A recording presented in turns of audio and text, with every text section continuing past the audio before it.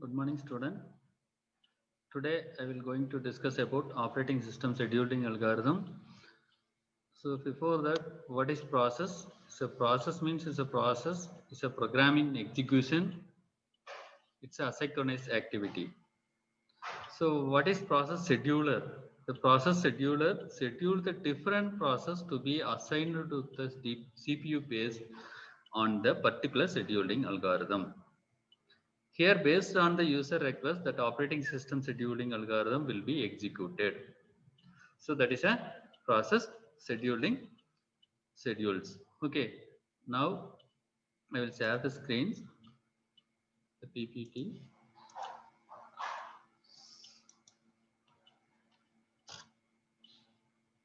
So what is operating system scheduling algorithm? Is a process scheduler schedule the different process to be assigned to the CPU process on the particular scheduling algorithm. Here, based on the user request, that the operating system scheduling algorithm will be executed. So, in the operating system scheduling algorithm, we have a 4 different type of scheduling algorithm is there. There are a 4 popular scheduling algorithm which we are going to discuss in this chapter. These are the things. It's a first come first serve scheduling algorithm. Second one is the shortest job next scheduling algorithm. Third one is priority scheduling algorithm. Then fourth one is a round robin scheduling algorithm. Okay. So let us see, discuss about that. It's a 4 different type of scheduling algorithm. First is these are the scheduling algorithm. Name itself is we are indicating that first come first serve, shortest job next, priority scheduling, and round robin scheduling algorithms. In the first come first serve scheduling algorithm means, so which are the first process coming that gets executed first. So that is a first come first serve scheduling algorithm, FCFS. Second one is shortest job next, SJN scheduling algorithm. That is which are the job having a less time that has executed first. So that is a shortest job next scheduling algorithm. Third one is called priority scheduling algorithm. The priority scheduling means which is a process having a high priority scheduling that has executed first. That is called a priority scheduling algorithm. Okay. And the fourth one is a round robin scheduling algorithm. That round robin scheduling algorithm means which are the process we have a two or three process in a CPU scheduling. So which process it can execute it in circularly. It's a round robin. That's a circularly. So we have is each and every process have a fixed time that is called constant time or quantum time. So because of the time, it can execute it circularly round robins. Okay, we have a given a quantum time, so that time can execute it. Okay, fixed time only executed first. That is count round robin scheduling algorithm. So now let us see the examples and all for that first come first serve scheduling algorithm. Okay, that first come first serve scheduling algorithm means it's a job or executed on the first come first serve basis only. It can execute it. This method is easy to understand and implemented. So for example, some P1, P2, P3 process is there. They will give a burst times. What is burst time means? The time CPU taking control of the process. So P1 taking the control of the time 24 second or millisecond. So P2 taking the control of the time 3. So this is a time CPU taking a control of the process, that is called a burst time. So that also they will give a burst time. So for example, suppose that the process arrive in the order P1, P2, P3. See the example for Gantt chart for scheduling how to schedule the process.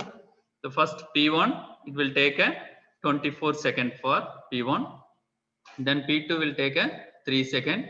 P3 will take a 3 seconds. Now we can start this first starting process P1. So that's why it's a P1 process 0 time. This is starting waiting. This is a P1 waiting time 0. This starting 0 to how much time it will take? 24 milliseconds. This up to 24. So after finishing the P1, it will take the P2, how much time? 3. So 24 plus 3, 27.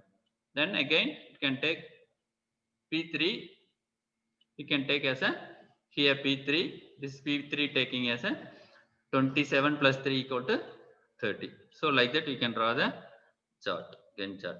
So next, how we can calculating the waiting times and average waiting times and also. So suppose that the process you are executing, you are on the Gantt chart now. The average waiting time in this policy usually quite long. So how to you are calculating the waiting time for this P1 process? Waiting time for the P1 process. What is the waiting time for the P1 process? Is 0 only. So next, what is the waiting time for P2? After completion of the P1 only, it can taking the start. Okay, then it's a P2 starting time is called P24. Then next, after finishing of P2, you can go for a P3. So P3 waiting time is 27. So P3 is a 27. Then we have to calculate the average waiting time. How?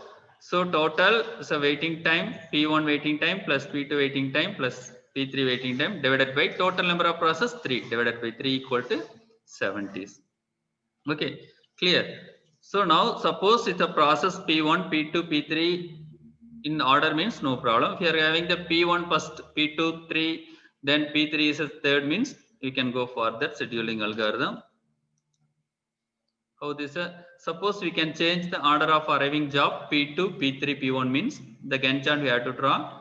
First P2 arriving. So what is the time for so starting 0? What is the P2 first time? 3. That's a 0 to 3. 3. So after finishing the P2, you can start a P2 or P3 order.